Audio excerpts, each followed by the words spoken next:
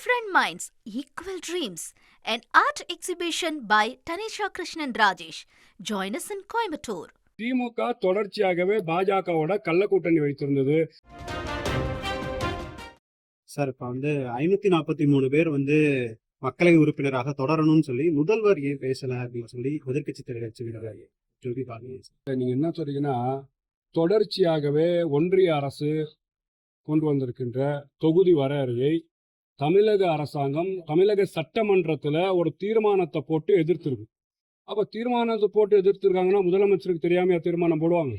அப்போ தொகுதி வரையறையில திமுக இரட்டை வேடம் போட்டுக்கிட்டு இருக்கு. ஏன்னா கடந்த காலத்துல பார்த்தோம், அந்த பேப்பரெல்லாம் முத்துவேல் கருணாநிதி ஸ்டாலின் அவர்கள் கிழிச்சு போட்டாரு.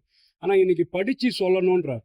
அப்போ திமுகவோட நிலைப்பாடு ஒன்றிய அரசை நோக்கி பாஜகவை நோக்கி போகுதுன்னு வெளிப்படையா தெரியுது. ஏன்னா திமுக இருக்கக்கூடிய அனிதா ராதாகிருஷ்ணன் பேசுறீங்க, ரொம்ப தெளிவா பேசுறாங்க. தமிழ்நாட்டில் உள்ளாட்சி தேர்தலுக்கு இடைத்தேர்தலுக்கு அதெல்லாம் மனசுல நாங்கள் வச்சிருக்கிறோம். 6 மாசம் கழிச்சு திருச்சி சிவா அவர்கள் எப்படி வாஜ்பாய் தலைமையில் அமைச்சரவையில் முரசொலி மாறன் இருந்தாரோ அதை நோக்கி போறாங்கன்னு சொன்னா, அப்போ திமுக தொடர்ச்சியாகவே பாஜகவோட கள்ள கூட்டணி வைத்திருந்தது. இன்னைக்கு வெளிப்படைய கூட்டணியை நோக்கி இந்த அரசாங்கம் போதுன்னு தான் பார்க்கணும். Different Minds, Equal Dreams, an art exhibition by Tanisha Krishnan Rajesh. Join us in Coimbatore.